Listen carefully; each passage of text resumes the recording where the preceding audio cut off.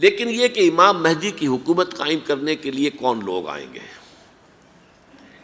عرب جو ہیں وہ اندر سے کھوکھلے ہو چکے ہیں، عیاشی نے، دولت نے، پیسے نے، دولت، پیسہ، عیاشی، اس کی وجہ سے کھوکھلے ہو چکے ہیں۔ یہاں میں آپ کو دو حدیثیں سنانا چاہتا ہوں۔ سنن ابن ماجہ کی روایت ہے حضرت ابو ہریرہ سے رضی اللہ تعالی عنہ، قال قال رسول اللہ صلی اللہ علیہ وسلم اذا وقعت الملاحم بعث اللہ بعثا من الموالی ہم اکرم العرب فرسا واجودہ سلاحا یوید اللہ بہم الدین، رواہ ابن ماجہ عن ابی ہریرہ رضی اللہ تعالی عنہ۔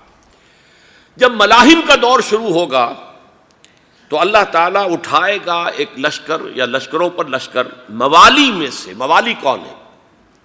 عربوں نے جب فتح کیا تھا اس پورے علاقے کو خلافت راشدہ کے دوران، اور پھر وہ لوگ جو ہے، ایک رائے تو یہ تھی کہ انہیں غلام بنایا جائے سارے آبادیوں کو، لیکن یہ کہ حضرت عمر کا اجتہاد تھا، اس کے مطابق جو ان کو غلام نہیں بنایا گیا تو وہ موالی کی حیثیت رکھتے ہیں۔ عربوں میں دم نہیں ہے، موالی میں سے لشکر اٹھیں گے کہ جو در حقیقت حضرت مہدی کی حکومت کو قائم کریں گے۔ دوسری حدیث سنیے، عن عبداللہ ابن الحارث رضی اللہ تعالی عنہ، اور یہ ابن ماجہ کی روایت ہے، قال قال رسول اللہ صلی اللہ علیہ وسلم یخرج الناس من المشرق فیوطئون للمہدی یعنی سلطانہ، لشکر نکلیں گے، لوگ آئیں گے مشرق سے، اور وہ حضرت مہدی کی حکومت کو جمائیں گے اور قائم کریں گے۔ اب ذرا نوٹ کیجئے کہ جزیرہ نماء عرب کے مشرق میں کون سے ملک ہیں؟ تین: ایران، افغانستان، پاکستان۔ یہ تین سالڈ مسلم ممالک، مسلم آبادی اکثریت۔ ویسے تو یہ کہ آگے ہندوستان میں 20 کروڑ مسلمان ہیں، لیکن وہ 20 کروڑ جو ہے وہ تو 80 کروڑ کے اندر تحلیل ہو جاتے ہیں غیر مسلموں میں، لیکن یہاں جو معاملہ ہے یہ غالب اکثریت کے۔ ان میں سے ایران کا معاملہ جہاں تک ہے، نمبر 1 یہ کہ وہ شیعہ عقائد کے حصار میں بند ہے، اس سے ادھر ادھر ہونا اس کے لیے ممکن نہیں۔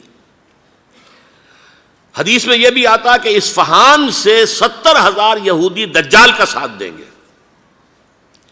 لیکن بہرحال خراسان ایک صوبہ ہے افغانستان کا اس وقت بھی، شمال مشرقی کونے میں، مجھے امید ہے وہاں سے خیر کی، کیونکہ خراسان کا لفظ وہاں پہ شامل ہے، اور حضور کی حدیث میں بعد میں آپ کو سناؤں گا کہ خراسان سے فوجیں چلیں گی جو یروشلم کو دوبارہ حاصل کریں گی، فتح کریں گی۔ جیسے پہلے یروشلم کھویا عربوں نے تھا، دوبارہ حاصل کیا تھا کرد نے، کرد خون صلاح الدین ایوبی رحمۃ اللہ علیہ، ایسے اب پھر عربوں نے کھویا ہے، لیکن لینے والے خراسان سے لشکر آئیں گے۔ یخرج من خراسان رایات سود لا یردھا شیء حتی تنصب بإیلیا، خراسان کے علاقے سے کالے علم لے کر لشکر چلیں گے جن کے رخ کو کوئی موڑ نہیں سکے گا جب تک کہ وہ جا کر یروشلم میں نصب نہ ہو جائے۔ اس کے بعد نام آتا ہے پاکستان کا۔ یہ ہے میری اور آپ کی داستان، اور یہ ہے سبب جس کی وجہ سے کہ میں آپ سے یہ گفتگو کر رہا ہوں۔ اصل میں تو کس لیے؟ محض ایک علمی استفادہ، محض اپنی بات آراء کو ظاہر کرنے کا شوق نہیں، بلکہ یہ کہ اپنی ذمہ داری ہم پہچانیں کہ ہم کس مقام پر کھڑے ہیں۔ دیکھیے، اس پاکستان کے بارے میں یا ہندوستان کے بارے میں علامہ اقبال نے کہا تھا اپنے ترانہ ملی میں، میرے عرب کو آئی ٹھنڈی ہوا جہاں سے، میرا وطن وہی ہے، میرا وطن وہی ہے۔ اور مجھے بتایا گیا کہ سنن ابی داؤد میں یہ روایت موجود ہے کہ حضور نے فرمایا کہ ہندوستان کی طرف سے مجھے ٹھنڈی ہوا آتی، اگرچہ مجھے وہ حدیث ابھی نہیں ملی ہے، لیکن حزب التحریر کا ایک کارڈ مجھے ملا تھا، تو اس میں اس حدیث کا اور اس میں ابو داؤد کا روایت کا حوالہ موجود تھا۔ لیکن میں جو چیز آپ کو بتا چکا ہوں وہ یہ کہ الف ثانی کا پورا تجدیدی کارنامہ اس ہندوستان کی سرزمین میں ہوا۔ مجدد الف ثانی شیخ احمد سرندی، شاہ ولی اللہ دہلوی، سید احمد بریلوی، وہ تو ہمارے پاکستان میں آ کر جو ہے ان کا خون جذب ہوا ارض پاکستان میں۔ پھر شیخ الہند مولانا محمود حسن۔ تحریک خلافت چلی تو صرف ہندوستان میں چلی اور کہیں نہیں چلی۔ آزادی کی تحریک چلی پوری دنیا میں، وہ نیشنلزم کی بنیاد پر چلی، ملے نیشنلزم، عرب نیشنلزم، ترک نیشنلزم۔ ہمارے ہاں چلی تو اسلام کے نام پر، پاکستان کا مطلب کیا؟ لا الہ الا اللہ۔ پھر پاکستان قائم ہوا معجزے کے طور پر، بلکہ نازل ہوا ہے لیلۃ القدر میں، انا انزلناہ فی لیلۃ القدر، جیسے قرآن نازل ہوا لیلۃ القدر میں، یہ پاکستان بھی نازل ہوا لیلۃ القدر میں۔ اس کا برقرار رہنا ابھی تک معجزہ ہے۔ ہندو یہ سمجھتا تھا، کانگریس سمجھتی تھی کہ جھٹپٹ ختم ہو جائے گا۔ پھر یہ کہ اس کا قرارداد مقاصد کا پاس ہو جانا، مزید بھی اور اضافی دفعات دستور میں آ جانا، اب کمرشل انٹرسٹ کو ربا قرار دے کر حرام قرار دینا، یہ سارے لینڈ مارکس ہیں کہ جو اشارہ کر رہے ہیں کسی چیز کی طرف، معاملہ کدھر جا رہا ہے۔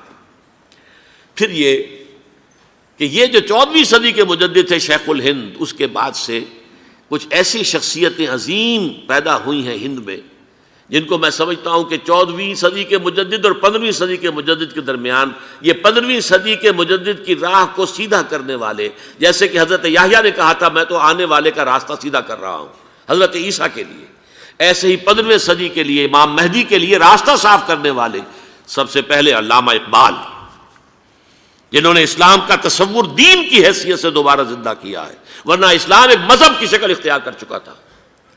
پھر مولانا مودودی، مولانا ابوالکلام آزاد حکومت الہیہ کے نعرے کے ساتھ میدان میں آئے۔ یہ اقبال نے جو تصور پیش کیا تھا اس پر عملی جد و جہد کے لیے حزب اللہ قائم ہوئی۔ نوٹ کر لیجئے 11 برس کا فرق ہے عمر کا علامہ اقبال کے اور ابوالکلام کے، اور 1913 میں جب حزب اللہ قائم کی ہے اس وقت علامہ اقبال کی ملی شاعری اپنے عروج کو پہنچ چکی تھی۔ پھر یہ کہ علامہ اقبال کے بعد تعمیل جو ہے اس کام کی وہ ابوالکلام نے کی، لیکن روایتی علماء نے کی شدید مخالفت کی وجہ سے وہ بددل ہو کر چھوڑ گئے، کانگریس میں شامل ہو گئے، بساط جو ہے حزب اللہ کی انہوں نے لپیٹ دی۔ پھر مولانا مودودی آئے، انہوں نے وہ ڈور جو ہے اس کا سرا تھاما، جماعت اسلامی قائم کی حکومت الہیہ ہی کے قیام کے لیے۔ اگرچہ میرے نزدیک یہ کہ وہ انتخابی اور ایک قومی سیاست کی ایک جماعت بن کر پاکستان میں جو ہے دلدل میں پھنس گئی ہے، اب ہم اس کی کوشش کر رہے ہیں، تنظیم اسلامی اور یہ تحریک خلافت جس کے تحت یہ جلسہ ہو رہا ہے، یہ ساری چیزیں وہ ہیں کہ آپ کو سوائے پاکستان کے اور کہیں نہیں ملیں گی پوری دنیا میں۔ معلوم ہوتا ہے کہ پاکستان کو بہت بڑا رول پلے کرنا ہے اس میں، اور اس کے ساتھ اب جمع کر لیجئے افغانستان کی عمارت افغانستان، اسلامی عمارت افغانستان قائم ہو چکی ہے۔ یہ پچھلے 20 سالوں میں جو کچھ وہاں ہوتا رہا ہے اس سے پہلے تصور نہیں ہو سکتا تھا۔ علامہ اقبال کے فرزند بھی دیکھ کر آئے ہیں، تو اگرچہ وہ خود میں سمجھتا ہوں کہ خاصے انہیں آپ لبرل کہیں، آزاد خیال کہیں، لیکن اس درجے متاثر ہو کر آئے تھے کہ انہوں نے یہ کہا افغانستان میں جو میں نے حالات دیکھے ہیں کہ اگر 2-4 اور مسلمان ملکوں کے اندر یہ نظام قائم ہو جائے تو پوری دنیا مسلمان ہو جائے گی۔ یہ سب کچھ کیسے ہو رہا ہے؟ یہ آنے والے دور کی جھلکیاں ہیں۔ Coming events are casting their shadows before. یہ سب بتا رہے ہیں کہ پاکستان افغانستان کو مل کر اس میں کوئی عظیم رول پلے کرنا ہے۔ اور اس کے ضمن میں اب میں علامہ اقبال کے بارے میں آخری بات کہہ رہا ہوں۔ علامہ اقبال کے بارے میں عام یہ خیال ہے، انہوں نے اپنے خطبات میں مہدی کا اور نزول مسیح کا، حالانکہ میں کل پڑھ رہا تھا مولانا سید احمد اکبر آبادی رحمۃ اللہ علیہ کا ایک مقالہ ان کا کہ علامہ اقبال نے ابن خلدون کے بارے میں یہ کہا ہے کہ مہدی کا اور نزول عیسیٰ کا دونوں کا انہوں نے انکار کیا ہے، حالانکہ ابن خلدون نے نزول عیسیٰ کا انکار نہیں کیا، صرف مہدی کا انکار کیا ہے۔ بہرحال علامہ اقبال نے خطبات میں انکار کیا ہے، لیکن یہ کہ اپنی شاعری کے اندر میں چیلنج کرتا ہوں کسی بڑے سے بڑے اقبال شناس کو، ان کا یہ شعر ذرا سنیے: خضر وقت از خلوت دشت حجاز آید بروں، کارواں زی وادی دور و دراز آید بروں۔ خضر وقت، امام وقت، رہنمائے وقت، قائد وقت، خلوت دشت حجاز، حجاز کی صحرا کی کسی خلوت گزینی سے نکل کر باہر آئیں گے۔ میں حیران ہوتا ہوں علامہ کے اس فکر پر اور اس مصرے پر۔ یہاں انہوں نے شیعہ اور سنی دونوں کے کانسیپٹ جمع کر دیے۔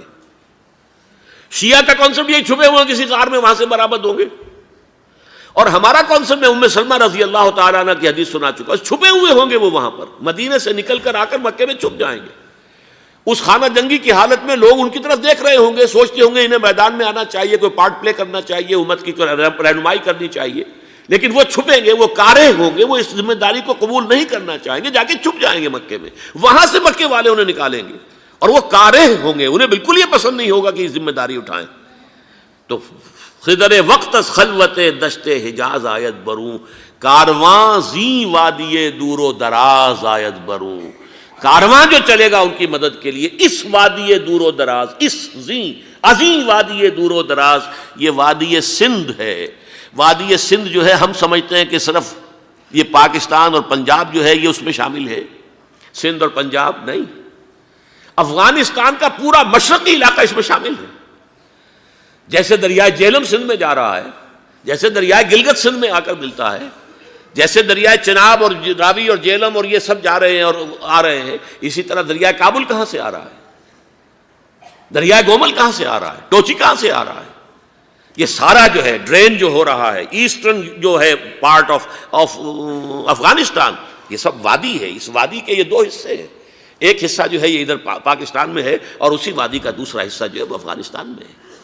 کارواں زی وادی دور و دراز آیت بروں، کارواں چلے گا یہاں سے، یخرج ناس من المشرق یؤتون للمہدی یعنی سلطان ہی، مشرق سے فوجیں چلیں گی کہ جو مہدی کی حکومت قائم کریں گی، اور یخرج من خراسان رایات و سود، اور خراسان سے سیاہ پرچم چلیں گے کہ جن کا رخ کوئی موڑ نہیں سکے گا، حتیٰ تنصب بإیلیا، یہاں تک کہ وہ جا کر یروشلم کے اندر نصب ہو جائیں گے۔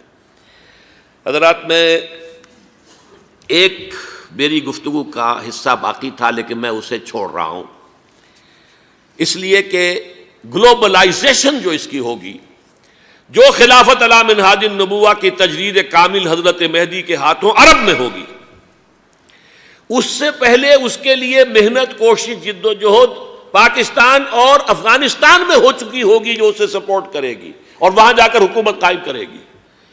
اس کے بعد گلوبلائزیشن کا جو مرحلہ اس کا ہے وہ حضرت مہدی کے ہاتھوں نہیں ہے، وہ حضرت عیسیٰ ابن مریم ان کے نزول کے بعد ہے، جن کے نزول کے بعد دجال کا خاتمہ ہوگا اور یہودیوں کا استیصال ہوگا۔ مسلمانوں پر بھی بڑی تکالیف عربوں پر آئیں گی، شدائد آئیں گے، لیکن یہ وہ میں حصہ ملتوی رکھتا ہوں کسی دوسری محفل اور کسی دوسری مجلس اور نشست پر۔